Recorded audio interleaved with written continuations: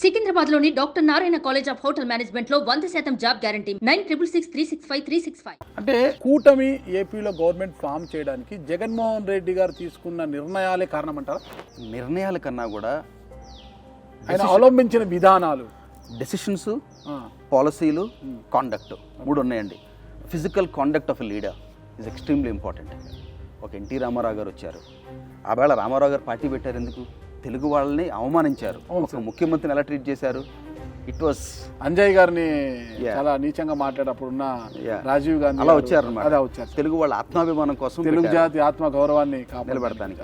So అవలంబించే విధానం, ఒక రాజకీయ నాయకుడు వాళ్ళ కాండక్ట్, వాళ్ళ ఇండివిజువల్ ఇంటెగ్రిటీ, విధి విధానాలు, ఎవ్రీథింగ్ ఇస్ అ ప్యాకేజ్.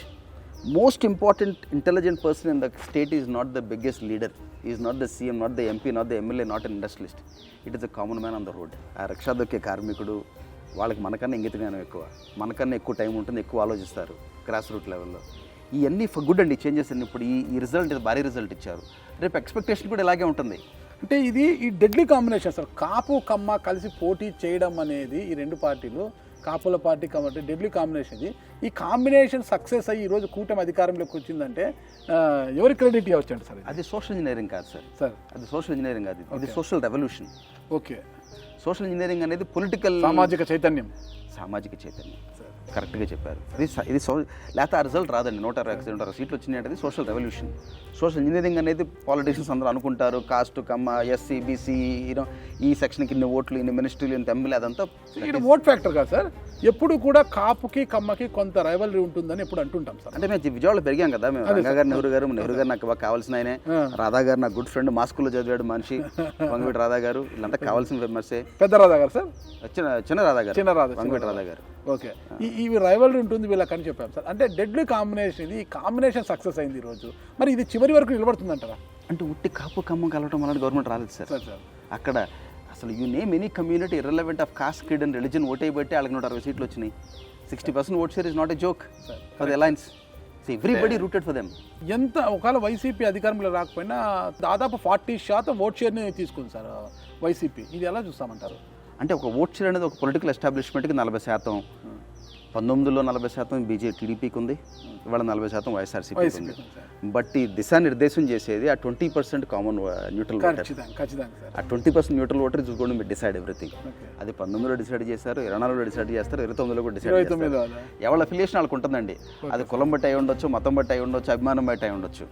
ఇంత బ్యాడ్ రిజల్ట్ని చూసిన వైసీపీ ఖచ్చితంగా బౌన్స్ బ్యాక్ అవుతుందంటారా? అంటే ప్రస్తుతం ఉన్న కరెంట్ సిచ్యువేషన్లో నాకైతే ఫండమెంటల్స్ కనపట్టలేదండి. ఫండమెంటల్స్ అనేది ఏంటంటే టాప్ నుంచి రావాలి.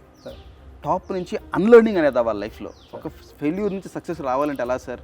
మనం ఇంట్రోస్పెక్ట్ చేసుకోవాలి. ఇంట్రోస్పెక్షన్ ఎక్కడ తప్పు అయిందనేది మనం జెన్యున్గా అండర్స్టాండ్ చేసుకోవాలి. అది వ్యాపారమైనా, రాజకీయమైనా, పర్సనల్ లైఫ్ అయినా ఎవరికైనా వర్తిస్తుంది. అది పెద్ద చిన్న అనేది లేకుండా ఆ ఇంట్రోస్పెక్షన్ తోటి స్టార్ట్ అవ్వాలి. ఇంట్రోస్పెక్షన్తో స్టార్ట్ అయ్యి అక్కడ ఫండమెంటల్ డిఎన్ఏనే దెబ్బతింది. అక్కడ మీ అథారిటేరియన్ మీద అనేది, మీ మొనార్కిస్ట్ యాటిట్యూడ్ అనేది జనాలు అప్రిషియేట్ చేయట్లా. రాజకీయానికి వెన్నుముక కార్యకర్త, బిల్డింగ్ వెల్ఫేర్ ఇచ్చాడు కదా, ఎంత వెల్ఫేర్ ఇచ్చాడు కదా, అమ్మ ఒడి, ఆసరా. అక్కడే మీరు తప్పు తింటుంది. వెల్ఫేర్ అనేది ఒక కామన్ మ్యాన్కి అండర్స్టాండింగ్ వచ్చిందండి. వెల్ఫేర్ అనేది వాళ్ళ డబ్బు వాళ్ళకి ఇచ్చారు. అది వాళ్ళ కష్టార్జితం. పీపుల్ కట్టిన ట్యాక్స్, మీరు నేను కట్టిన ట్యాక్స్లు వాళ్ళకి ఇచ్చారు. అది మీరు 10 లక్షల కోట్లు ఇచ్చినా కూడా వాళ్ళ డబ్బు వాళ్ళకి ఇచ్చారు. ఇంత వెల్ఫేర్ ఇచ్చిన వైసీపీ ఓటమికి ప్రధాన కారణం జగన్మోహన్ రెడ్డి అని కొంతమంది అంటే, కొంతమంది మాత్రం ఆ పార్టీ ఎమ్మెల్యేలు ఇప్పుడు సజ్జల రామకృష్ణారెడ్డి గారు దానికి కారణము, ధనుంజయ రెడ్డి గారు దానికి కారణము అనేసి చాలామంది పెద్ద వాళ్ళ పార్టీ ఎమ్మెల్యేలు విమర్శిస్తున్నారు. దీన్ని ఎలా చూస్తారు సార్ మీరు అసలు? అంటే ఆ పార్టీతో 4 ఏళ్ళు నేను అంత క్లోజ్గా నడవలేదు. బట్ కర్ణుడి చావుకు 1000 కారణాలు అంటారు. అలాగే ప్రతిదీ డైసెక్ట్ చేసుకుంటూ వెళ్తే కారణాలు కనపడతాయండి. అన్నీ కలుపుకుంటే ఒక మ్యాసివ్ ఉప్పెనలాగా అయింది.